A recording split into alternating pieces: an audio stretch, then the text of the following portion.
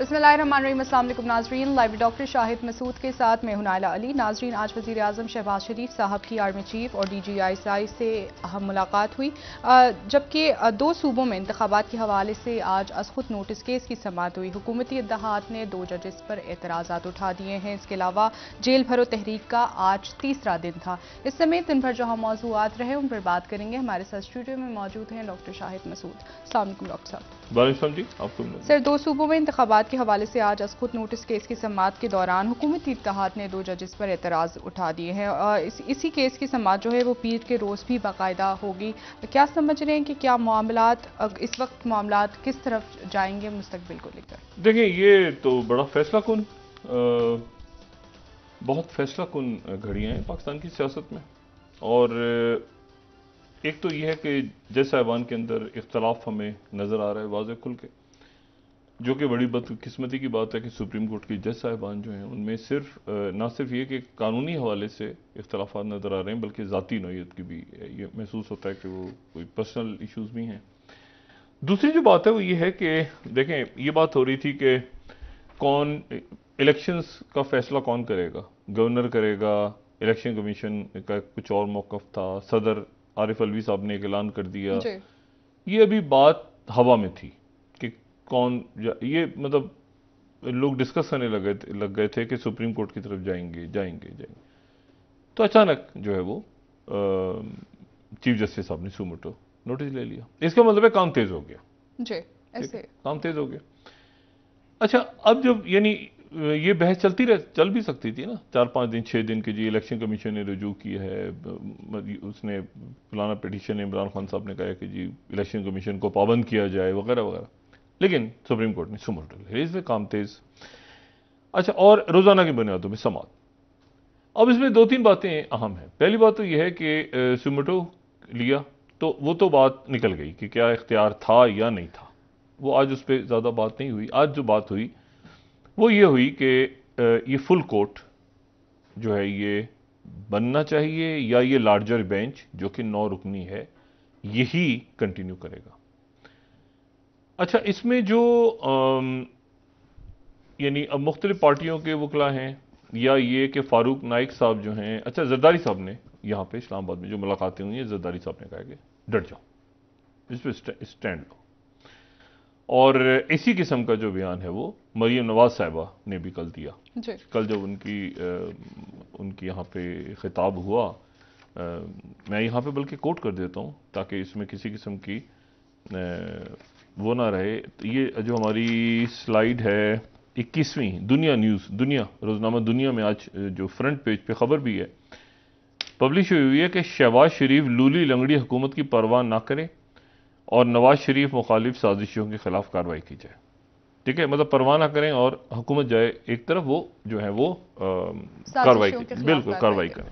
Express में बाकी अखबारों में भी खबर जो है इस तरह से लगी हुई है। अच्छा, अब इसमें यह है कि नवाज शरीफ मुखालिफ साजिशी कौन है, ये एक सवाल है कि वो मतलब है कि असल साजिश वहाँ हुई थी वो कहती हैं, फिर उनके जो सरगना है वो जनरल फैज़ थे, फिर सारी बात हुकूमत की वो परवाह ना करें, हुकूमत जाती है तो इसमें इस तरह का बयान दिया उन्होंने। अब इसमें यहाँ जो इशू है वो ये है कि मंडे तक जो है यानी पीर से ये रोज़ाना समाअत शुरू होती है। एक तो 2 दिन बहुत होते हैं पाकिस्तानी सियासत में। इन 2 दिनों में क्या होता है, गिरफ्तारियां कल कहाँ से दी जाती हैं और उनका क्या इम्पैक्ट होता है। ये गिरफ्तारियां जो हैं ये जो जेल भरो मुहिम है, ये पता नहीं किस अफलातून का मशवरा था इमरान खान साहब को कि ये जेल भरो तहरीक आप शुरू करें, और उसके नतीजे में 2 करोड़ बंदा तो कहीं नहीं किया। फिर उन्होंने कहा नहीं सर, कम से कम 80 लाख तो होंगे।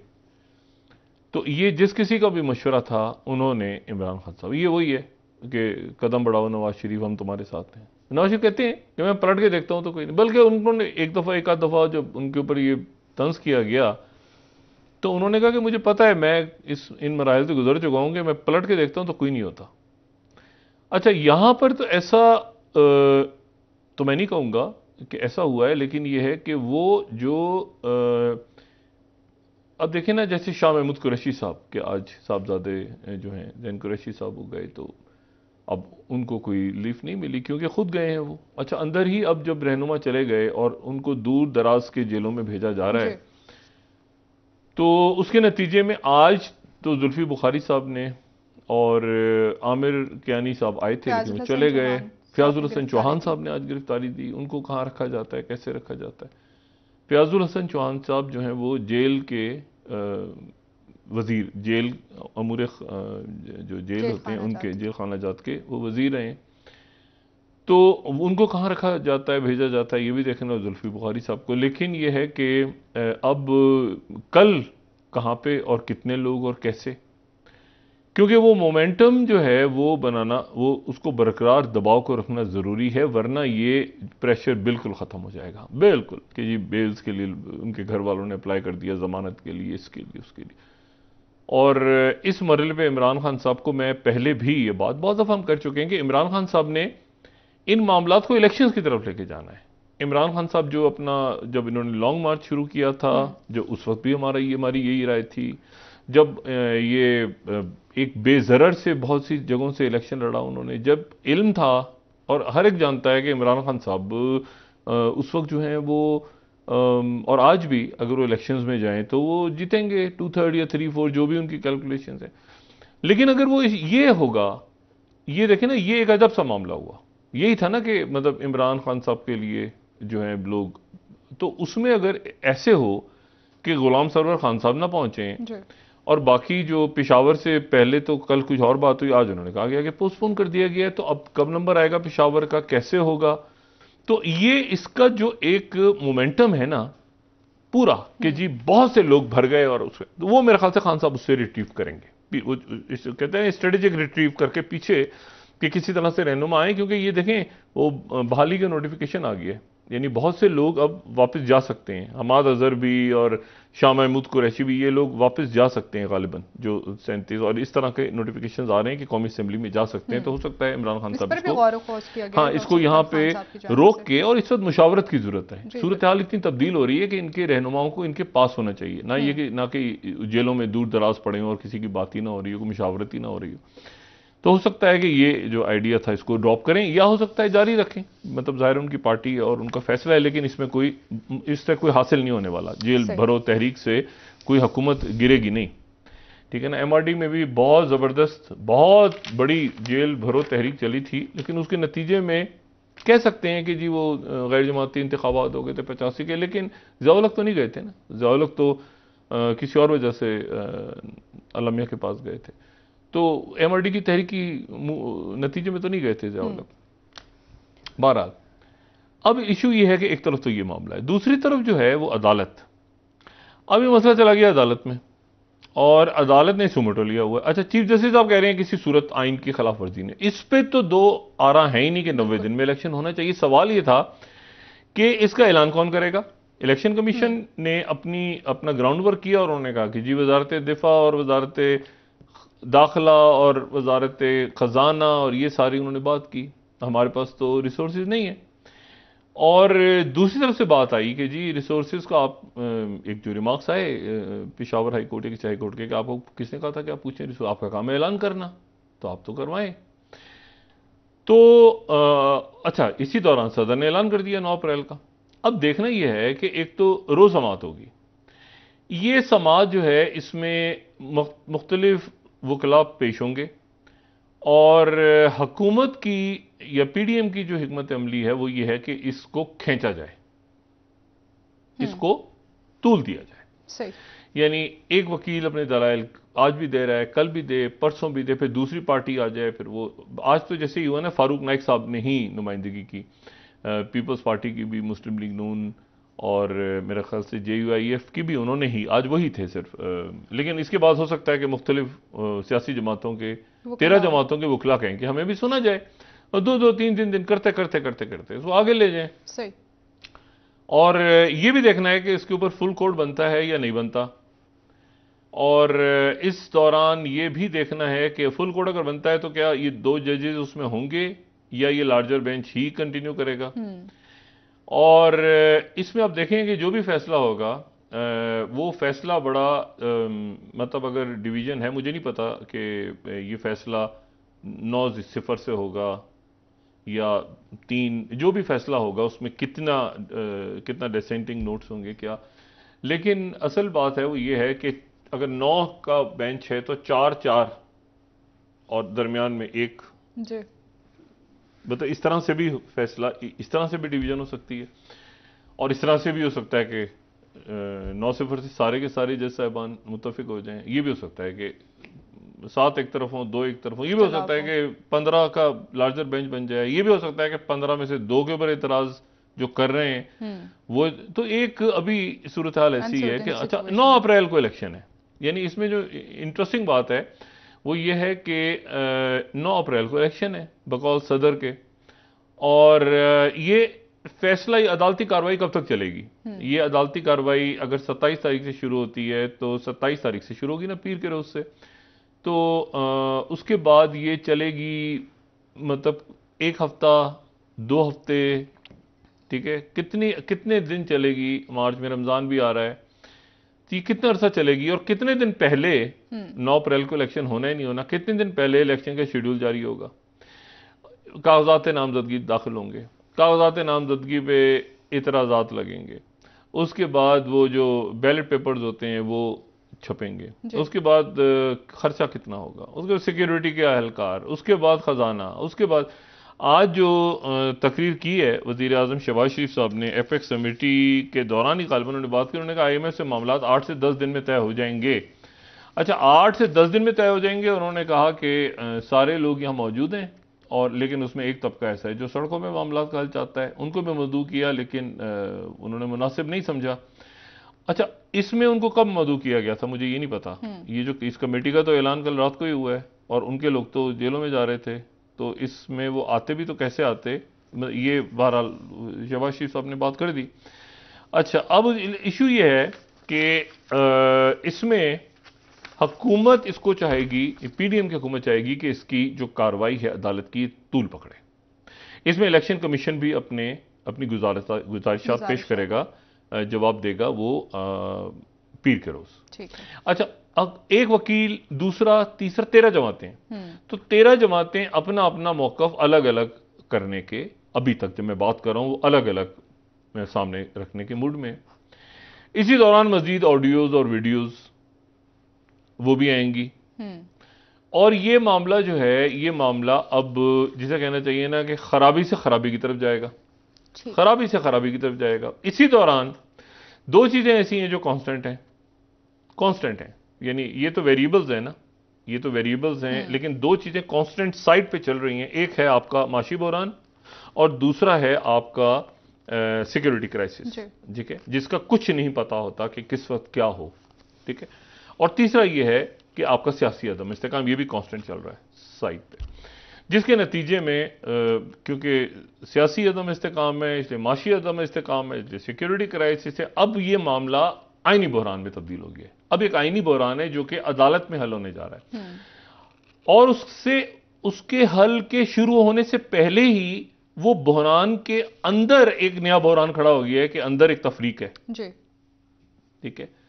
और उसमें सुप्रीम कोर्ट बार क्या करती है, उनका रेफरेंस, उनके इतराजात। मरीम नवाज साहबा ने जो कल तकरीर की है, उन्होंने बिल्कुल खुल के 2 जज साहबान को जो है सर, आज ख्वाजा आसिफ साहब ने कहा है कि अगर जजेस हमारे हुदूद में दाखिल होंगे तो हम भी जवाबी कार्रवाई करेंगे। आज उन्होंने भी ये बात की है, यानी कि भरपूर तरीके से तैयार हैं कि वो इस वक्त मुखालिफत करेंगे जहां पे मुमकिन हो सके। नहीं, इसमें अब देखें बात सारी ये है ना कि इसमें अब ये मामला कहां जाके रुकता है। सवाल ये है कि ये मामला कहां जाकर रुकता है। मतलब जज साहिबान के बारे में अगर एक दफा बात शुरू हो गई तो फिर दूसरा आदमी भी बात करेगा, बिल्कुल। फिर राह चलते जो एक सब्जी आम शहरी भी बात करेगा। वो कहेगा भाई 1 मिनट ठहरो, मैं भी बात करूंगा, मैं इसलिए बात करूंगा कि मेरे फलाने लीडर अगर बात कर रहा है तो मैं भी करूंगा। तो ये जो फिर तौहीन अदालत और बाकी सारे मसले जो बचेगा कोई नहीं। एक तो ये तरीका है ना कि रेफरेंस दायर हो गया। रेफरेंस दायर होना तो एक आईनी रास्ता है कि रेफरेंस दायर हुआ जिसमें एक इल्ज़ाम लगाया गया और जो साहब ने कहा नहीं भाई ऐसा नहीं है। लेकिन अगर ये जलसों में तकारीर में शुरू हो गया मामला तो फिर ये कहीं रुकेगा नहीं, फिर ये कहीं नहीं रुकेगा। और ये फिर हमेशा मैं बात कहता हूं कि ये फिर ट्रांसलेट होता है नीचे ग्राउंड लेवल पे। जी। जो ऊपर अगर बड़े बात काबरीन एक बात करना शुरू करें तो वो ट्रांसलेट होते होते होते होते फिर नीचे तक जाता है। फिर ये हो नहीं सकता कि आप किसी एक को पकड़ के आप कहें कि तुमने तौहीन अदालत की है। फिर उसके बाद वो बिल्कुल एक ऐसा माशरा हो जाता है जहां पे अनार्की होती है, क्योंकि अल्टीमेटली आखिर में किसी ना किसी की बात आपने सुननी होती है, चाहे आप वो पसंद हो या ना पसंद हो। अब मिसाल के तौर पे अगर देखें, मरीम नवाज साहबा ने कल बात की, आज वो दोनों जज साहबान बैठे हुए थे और आज जब वो बात हुई वहां पर कि जी इनके खिलाफ तौहीन अदालत, तो चीफ जस्टिस साहब ने कहा कि इस मसले को बाद में देखेंगे, अभी हमारे सामने ये मसला। अब वो दोबारा अगर बात करती हैं तो फिर इसी दौरान अगर ऑडियोज आती हैं या वीडियो, तो ऑडियोज आने से या वीडियोज आने से आईनी और कानूनी तौर पर कोई फर्क नहीं पड़ता, उनकी कानूनी हैसियत कोई नहीं है। मतलब इवन अगर रेफरेंस फाइल भी हो जाए, सुप्रीम जुडिशियल काउंसिल भी बैठ जाए, तो भी जज साहब जो हैं वो बैठ के केस की समाअत कर सकते हैं, वो बैठ सकते हैं। उनको सिर्फ दो तरीके से, या तो सुप्रीम जुडिशियल काउंसिल खिलाफ उनके फैसला कर दे, या यह है कि वो खुद हट जाएं, या उनको जो है वो चीफ जस्टिस साहब कहते हैं, हाँ वो मैंने कहा ना, या खुद हट जाएं वो, या ये कि वो उनको वो रिजाइन कर दें। ठीक है। और उसके अलावा कोई तरीका नहीं है, जो मैंने कल भी बात की थी ना, और कोई रास्ता नहीं है इसके अलावा कि जज साहब को कहा जाए कि जी वो चूंकि रेफरेंस आ गया आपके खिलाफ तो इसलिए आप बैठ नहीं सकते, या इखलाकी तौर पे आपको इखलाक नाम की चीज जो है वो इस मुल्क में एग्जिस्ट नहीं करती। मुझे नहीं पता कि चीफ जस्टिस साहब ने जो कहा कि आइन हमारे दरवाजे पे दस्तक दे रहा है, तो मैं अब ये सोच रहा हूं कि आइन क्या था वो, मतलब कोई शख्स था, उसके हाथ पैर थे, क्योंकि हमारे तो नज़र में आइन है नहीं कहीं इस वक्त, तो आइन की इस वक्त तो एक अजीब सा मुल्क में माहौल है ना। लेकिन इसी तरह से जो ना आइन साहब एग्जिस्ट करते हैं, ना इखलाक साहब एग्जिस्ट करते हैं। तो इखलाक साहब के कहने पर ना किसी ने कभी इस्तीफा दिया है, सवाए चंद शख्सियात के जो आपके सामने मिसालें हैं, आफ्ताब सुल्तान हो या बाकी शख्सियात, उससे पहले बशीर मेमन साहब हो या और लोग हों, तो वो करते हैं इखलाकी या असूली बुनियादों पे, और बहुत सारे लोग हैं। लेकिन अदरवाइज ऐसा होता नहीं है कि इखलाक साहब के कहने पे कोई इस्तीफा दे जाए, यहाँ पर मतलब कोई हुकूमत छोड़ के चला जाए, ऐसा नहीं होता। और ना इखलाक साहब के कहने पे, अच्छा, और जमीर साहब भी जो जब आते हैं, तशरीफ लाते हैं, तो उनको अमूमन उनके पीछे भी कोई, मतलब जमीर साहब के पीछे भी नहीं, उनके पीछे कोई बेजमीर होता है जो जमीर को जगाने के लिए भेजा जाता है। अच्छा, बहरहाल, तो ये जो है ना, ये तो छोड़ ही देना बात कि यहाँ पे इखलाक के तहत तो कुछ होता है उस मुल्क में, या यहाँ पे आइन के तहत कुछ होता है, यहाँ पे असूलों की बिना। असल बात यह है कि उनको कानूनी तौर पे वो इस बात के पाबंद नहीं है, वो खुद हटे तो हट जाए, नहीं हटे तो नहीं हटे। यहां पर यह बदकिस्मती यह है कि सुप्रीम कोर्ट इसमें तनाज़े का सबब बनी है, यानी उसमें उनमें तनाज़ा खड़ा हो गया, जिसको बड़ी हद तक, यानी जज साहिबाना सारे बैठे थे, बात हुई, कार्रवाई हुई, मंडे को दोबारा आएंगे, इख्तलाफात हो रहे हैं, नोट्स भी दे रहे हैं एक दूसरे को, शेयरिंग भी हो रही है। लेकिन इससे ज्यादा अगर ये पब्लिक में चीज आती है कि जज साहिबान के नामों के ऊपर या उन पे कोई उनका नाम लेके आगे बातचीत होती, उसके बाद वो ट्रांसलेट होकर नीचे माशरे में जाएगी। और कारकुन भी नारे लगा रहे थे, कल कारकुन दूसरी पार्टियों के भी निकलेंगे, वो भी नारे लगाएंगे, और हर किसी को किसी ना किसी जज से कोई ना कोई मामला है। तो फिर उसके बाद फिर तौहीन अदालत तो एक तरफ रह गई ना, फिर उसको पैक करके 22 करोड़ के लिए आप रख दें साइड पे, उस कानून को खत्म कर दें। जैसे शाहिद खान अब्बासी साहब कहते हैं ना कि नैब खत्म हो जाना चाहिए, तो मेरा ख्याल है इसके बाद तौहीन अदालत भी खत्म हो जानी चाहिए। तो ये तो उधर से वो एक बिल पास हो रहा है कोई, या पास होने का इरादा था, जिसमें तौहीन अदालत या वाजिब पाकिस्तान के बारे में कोई बात थी, तो 7 साल कैद की बात हो रही थी। तो ये मुझे बताएं कि एक तरफ ये बात हो रही है, एक तरफ ये बात हो रही है, और कमाल की बात ये कि वो तकरीर जो है वो कल लाइव भी गई। भाई हमने बात, जब हमें तो नहीं कोई ऑर्डर्स आए पैमरा के किसी को रोका जाए, किसी टीवी ने बीप कर दिया, किसी ने नहीं किया। तो आने वाले दिनों में अगर ये मामला बढ़ता है तो सिटिंग जजेस के बारे में क्या बात कैसे की जाए। एक दफा जनरल आसिम सनी बाजवा साहब, जो कि साबिक DGISPR, उन्होंने अपनी प्रेस कॉन्फ्रेंस में उनके मुंह से एक नाजेबा लफ्ज निकला, और नाजेबा लफ्ज जो था, अब DGISPR की प्रेस कॉन्फ्रेंस हो रही है, सारे टीवी चैनल्स पे चली गई। उसके नतीजे ही क्या निकला कि सारे टीवी चैनल्स को जुर्माना हो गया। यानी DGISPR को कुछ नहीं हुआ, वो अपनी जगह हंसते मुस्कुराते प्रेस कॉन्फ्रेंस करके उन्होंने एक लफ्ज उनके मुंह से निकला, लोगों ने नोटिस किया, ये क्या हो गया भाई, तो पता चला जितने टीवी चैनल्स पे, अच्छा लोग हम सत्तू पी के पड़े हुए हैं, हमने कहा जी डीजीआई स्पेयर की प्रेस कॉन्फ्रेंस इसमें कौन क्या, वो जनाब सारे टीवी चैनलों को, और अभी की बात है 2-3 साल पहले, सबको पता नहीं 50-50 हजार या 1-1 लाख, सबके सब सर पकड़ के बैठे हैं कि यार 1 मिनट, क्या डीजीआई स्पेयर की प्रेस कॉन्फ्रेंस में भी नजर रखनी पड़ेगी, उसको भी डिले करके चलाया जाएगा। तो मैं सिर्फ ये बात कर रहा हूं कि इसी तरह से कल चैनल्स कंफ्यूज थे कि अगर सिटिंग जजेस के बारे में तकरीर हो रही है तो क्या हम चलाएं या इसको रोकें, क्या करें। और आने वाले दिनों में इसी तरह से अगर ऑडियोज आती हैं, वीडियोज आती हैं, तो वीडियोज को तो खैर चलाना बड़ा ही मुश्किल होगा टीवी चैनल्स पे। अगर कोई हाँ मुलाकात वगैरह की वीडियोज तो अलग बात है, लेकिन और कोई, तो ये अब अदालत को, मेरे ख्याल से अदालत को जल्दी तय करना होगा इस बात को, पैमरा को, कि क्या सिटिंग जजेस के बारे में हम मीडिया पर ये बात कर सकते हैं, इसको डिस्कस कर सकते हैं, उन जलसों को दिखा सकते, क्योंकि ये अब खराब हो रहा है मामला, देखिए ना खराब हो रहा है। इसी गुफ्तगू के सिलसिले को आगे बढ़ाएंगे, एक ब्रेक ले लेते हैं। ठीक है नाज़रीन, यहाँ पर एक ब्रेक, हमारे साथ रहिए।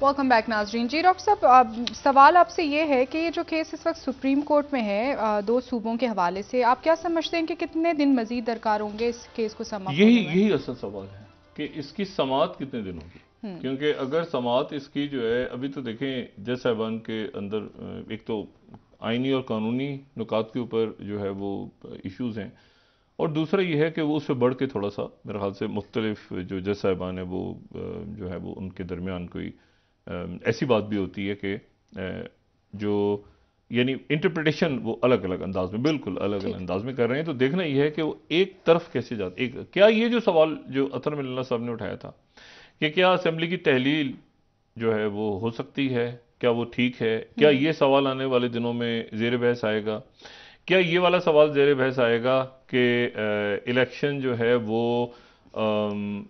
यानी वो जो 3 सवाल उधर से 3 इधर से आ गए थे ना, तो इधर वाला सवाल कि क्या किसी शख्स के कहने पे, यानी इमरान खान साहब की तरफ वाले में इशारा था कि जो बाहर हों उनके कहने पे, तो वो तो हाँ वो तो शहबाज शरीफ साहब सारी पार्टियों से मशावरत करके तोड़ें या अकेले तोड़ें, वो तो उनकी मर्जी है ना कौमी असेंबली, वो तो इख्तियार मेरा ख्याल है उन्हीं का है, यानी अल्टीमेटली तो वो कर सकते हैं, करें, पूरी दुनिया से करें, लेकिन ये तो फैसला तो परवेज इलाही साहब ने किया था ना, फैसला तो असेंबली डिसॉल्व हुई थी।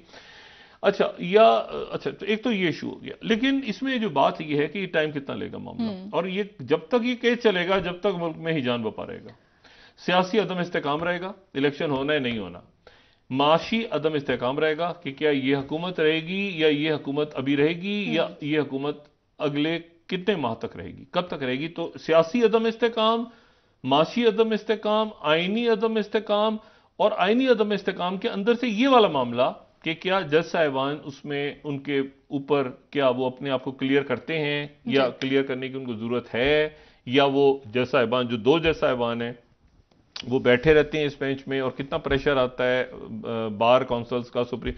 तो ये एक आईनी बहरान के अंदर से नए अंडे बच्चे जन्म लेते रहेंगे, इसी तरह तौहीन के हवाले से इसे इल्जामात, तो वो अंडे बच्चे उसमें भी जन्म ले रहे होंगे, और अंडे बच्चे जो हैं वो पहले ही बहुत सारे मुल्क के अंदर जो मामला चल रहे हैं, जिसमें बार बार कह रहा हूं सिक्योरिटी क्राइसिस बहुत इंपॉर्टेंट, और माशी जो कि 10-15 दिन तक कब तक मुआहदा होगा हम नहीं जानते, कब उस वक्त रिजर्व्स कितने रह जाएंगे, क्या होगा, कीमतें कहां तक जाएंगी, शरह सूद बढ़ेगी, उसका क्या होगा, वो सारा तरह। अच्छा, इसी दौरान पूरी दुनिया में आज जो मामला डिस्कस हो रहा है वो ये डिस्कस हो रहा है कि 1 साल हो गया यूक्रेन और रशिया के दरमियान जो रशिया ने यूक्रेन की जो जंग है, और वो उस जंग को एक तरह से आप यूरोप की जंग कह सकते हैं, एक तरह से उसको आप आलमी जंग भी कह सकते हैं किसी अंदाज में, क्योंकि कोई दुनिया का शख्स ऐसा नहीं है जो इस जंग से मुतासिर न हुआ हो। जैसे वॉर ऑन टेरर जब शुरू हुई, so called war on terror, तो उसके नतीजे में कोई एक शख्स दुनिया का ऐसा नहीं था जो उससे मुतासिर न हुआ हो। इसी तरह से इस जंग से हर शख्स मुतासिर हुआ है पूरी दुनिया में, पहले रिसेशन, कीमतें आगे पीछे दाएं में, अब ये जंग खत्म कैसे होगी, ये जंग तूल पकड़ेगी, ये जंग स्टेलमेट हो जाएगी, ये कोई जंग जीतेगा, ये अभी तक हवा में है बात। हाँ, ये बात बिल्कुल तय है कि इसके नतीजे में दुनिया में बहुत सारे पोल्स इमर्ज होकर सामने आ गए, और कई मुल्कों ने कल भी अब्सटेन किया, रशिया के अगेंस्ट वो नहीं गए, कई मुल्क जो हैं वो खुल के सामने जा रहे हैं, कई मुल्क ऐसे हैं जो कि अपने आप को दरमियान में रख के आने वाले दिनों को देख रहे हैं कि किस तरह। आज 12 रुकनी पीस प्लान, अगर मैं फॉरेन मिनिस्ट्री की, जो चाइना की फॉरेन मिनिस्ट्री की तरफ से उनकी जो वेबसाइट है उसको मैं यहाँ पे कोट करूँ, जो 16 स्लाइड है कि ministry of foreign affairs of people's republic of China, तो 12 नुक्ते उनकी तरफ से आज 12 पॉइंट्स का पीस प्लान उनकी तरफ से पेश किया गया चाइना की तरफ से। ये बात बहुत इंपॉर्टेंट है और इस बात को किसी भी तरह से वेस्ट अमेरिका इसको पसंद नहीं कर रहा कि चाइना यूरोप के अंदर एक पीस प्लान लेकर आ गया और बड़ी मोहतात सी इसके ऊपर जो है वो मोहतात सा इसको वेलकम किया यूक्रेन ने भी, क्योंकि यूक्रेन भी चाइना को चाहता तो है कि चाइना इन्वॉल्व होकर जंग खत्म करवाए, लेकिन वो ये भी देख रहा है कि अमेरिका कहीं इसके नतीजे में उलझ ना जाए और ये जंग ऐसा ना हो कि पूरा यूरोप भी कहे कि भाई देखो कोई खत्म नहीं करवा सका, चाइना ने आके खत्म करवाई। तो चाइना की तरफ से पीस प्लान आ गई। इसमें जो सबसे इंपॉर्टेंट बात है वो ये है कि उसमें उन्होंने सख्ती से कहा है कि न्यूक्लियर वेपन्स इस्तेमाल नहीं होंगे किसी सूरत, और इसमें जाहिर है कि रशिया ऑन बोर्ड है और शी जिनपिंग दौरा भी करेंगे। अच्छा, इसी तो एक तो ये कि ये जंग को 1 साल हुआ ना, इसमें ज़ेलेंस्की के खिलाफ बगावत हुई जो कि प्रेसिडेंट पुतिन का शुरू में उनका जहन था कि या तो पूरा यूक्रेन निकल जाएगा या ज़ेलेंस्की के खिलाफ बगावत हो जाएगी वगैरह। ना ही इसके नतीजे में पुतिन की मईशत गिरी और ना ही पुतिन की हुकूमत गिरी, बल्कि पुतिन एक तरह से इमर्ज होकर स्ट्रांग होकर सामने आ गए कि उन्होंने हेड ऑन लेके पूरे 1 साल तक स्विफ्ट पाबंदियां फलाना ढिमाकना।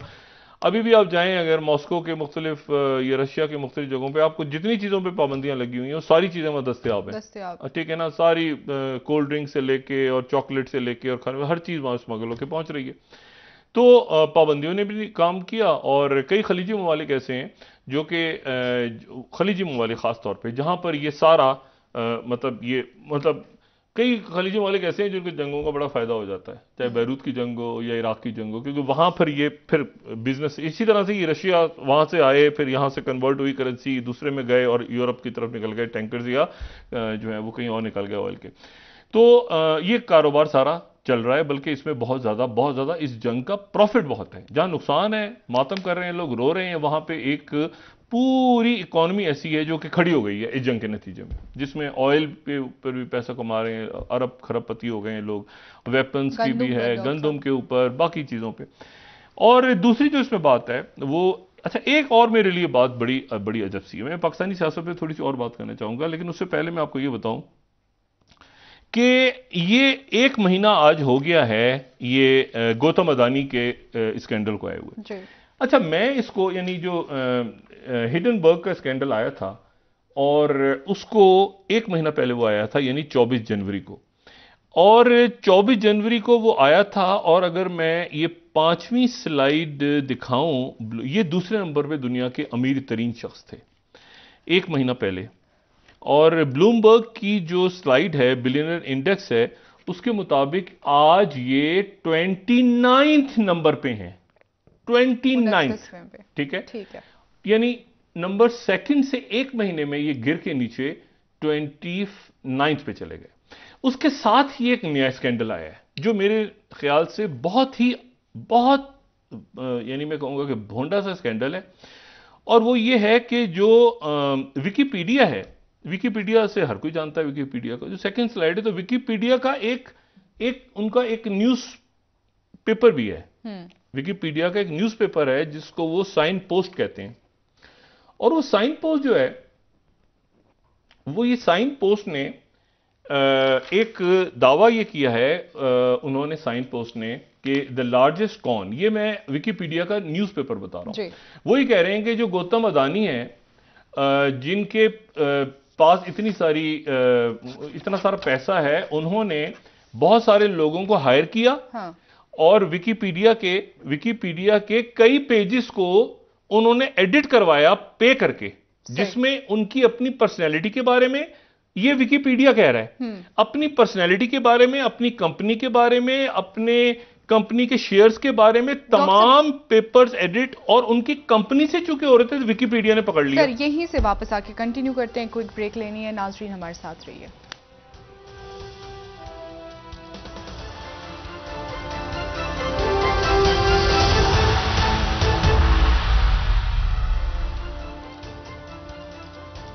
वेलकम बैक नाजरीन। जी डॉक्टर साहब, खित्ते की मामलात पर बात कर रहे थे और आपने जिक्र किया गौतम अडानी के हवाले से और उनकी इस वक्त मालियत और खसारों के हवाले से। देखिए, ये जो बात हुई है ना विकीपीडिया की, ये मेरे लिए बहुत हैरानकुन बात है। और इसको फिर उसके बाद जो है वो टाइम्स ऑफ इंडिया जो फर्स्ट स्लाइड हमारी कि Adani group manipulated entries claims Wikipedia. Wikipedia ने अपने न्यूज लेटर के ऊपर या न्यूज पेपर के ऊपर या जो भी उसको नाम दें आप, उसके ऊपर उन्होंने क्लेम किया, तो फिर टाइम्स ऑफ इंडिया ने उठा लिया।